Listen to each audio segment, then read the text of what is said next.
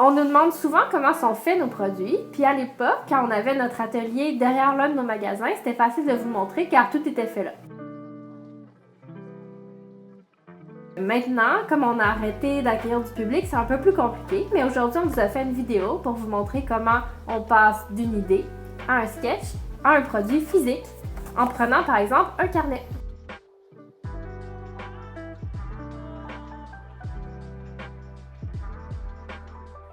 L'inspiration peut venir de partout. Une promenade dans le parc, une expo, un voyage, une discussion avec Brice, mes animaux, un documentaire ou même un livre de poésie.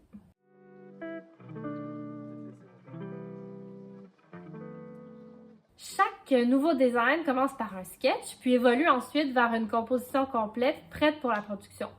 Cela dit, j'aime ça partager toutes les étapes de mon processus de création avec Brice pour être 100% certaine. C'est sûr que j'ai parfois tendance, comme beaucoup d'artistes, à manquer de confiance en moi, mais c'est surtout que Brice et moi, on est une équipe, puis il faut qu'on soit tous les deux d'accord sur tous les produits.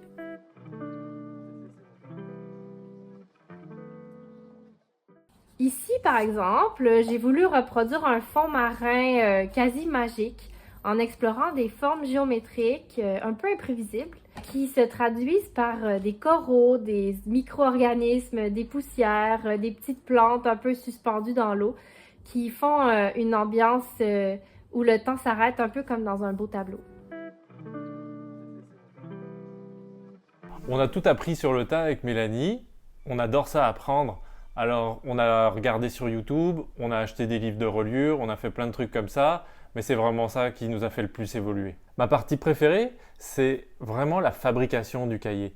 Et celui-ci en particulier, avec le wire row, c'est une technique moi que j'adore particulièrement parce que ça le rend très versatile. On peut en changer les dimensions, les matériaux. Le système de fabrication est quand même assez éprouvé. On fait ça depuis un certain temps, puis on arrive vraiment à faire quelque chose de beau et de qualité. Alors ça permet à Mélanie de se concentrer vraiment sur ce qu'elle fait le mieux, selon moi, c'est-à-dire vraiment faire des designs. La préparation des fichiers, c'est une étape cruciale dans le processus de création. Il faut tout penser au millimètre près pour être sûr que ça sorte bien sur les matériaux qu'on a choisis sur le produit final. Pour l'intérieur, j'ai dessiné les lignes, les textes, les points dans Illustrator. Et pour les couvertures, avant, arrière, intérieur, extérieur, ça se passe aussi dans Illustrator pour que j'ai une belle vision d'ensemble de toute la collection. Je les mets toutes côte à côte, puis ça me permet de voir si ça fonctionne bien. Pour les illustrations, ça dépend du style. Avant, j'étais plus dans Photoshop parce que j'étais un peu plus sur un style aquarelle. Mais récemment, je suis plus dans Illustrator parce que j'aime bien les formes vectorielles. De toute façon, les débuts se font toujours avec ma tablette graphique ou en sketch à la main parce que derrière chaque illustration se cachent plusieurs heures de travail, peu importe le style. Pour l'impression, si on prend tout en considération, ça représente une énorme matrice de décision assez complexe, mais c'est sûr que comme c'est pas une science exacte, ça nécessite quand même pas mal d'intuition pour savoir un petit peu ce que ça va donner au final. Il y a toujours des ajustements pendant le processus et jusqu'à la dernière seconde. Une fois que j'ai envoyé mes designs à l'imprimeur, c'est toujours un peu stressant parce qu'on ne sait jamais comment ça va nous revenir. Il y a toujours des surprises, bonnes ou mauvaises, mais avec les années, elles sont un peu moins scandaleuses puis un peu moins graves. Selon ce qu'on imprime, on peut utiliser plein de techniques différentes. Ça peut aller de la lithographie à la sérigraphie, on peut faire de l'estampage dessus, ça dépend pas mal du volume de ce qu'on veut faire, mais aussi de la technique de reliure ou d'assemblage qu'on a décidé de faire sur des produits. Dans le cas par exemple de ce cahier à reliure wire row, les feuilles intérieures, on les a faites imprimer en gros volume sur du papier blanc, blanc cassé, qui est peu lavé. Pour des raisons écologiques, on a choisi celui-ci spécifiquement et on n'utilise pas la même technique que ce qu'on utilise pour faire de la couverture. Ce papier est lisse, doux, vraiment pratique pour toutes les utilisations, du dessin, l'écriture, pour l'utilisation de stylo plume, stylo gel, aussi bien également que pour des crayons en graphite. La couverture est imprimée sur du tissu. On a essayé ça il y a quelques années, puis on a adoré. C'est devenu un peu notre design signature, quelque chose qui nous différencie et qui nous plaît beaucoup.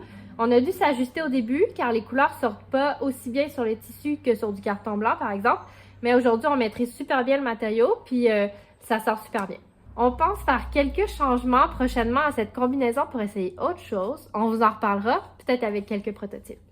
Comme à nos débuts, on fabrique tous nos cahiers comme cela à la main, individuellement. Ça nous permet de respecter la vision artistique qu'on a au début, mais aussi d'avoir la main sur la qualité de chacun des produits. En faisant ça, on évite le gaspillage ou de stocker des fournitures inutilement.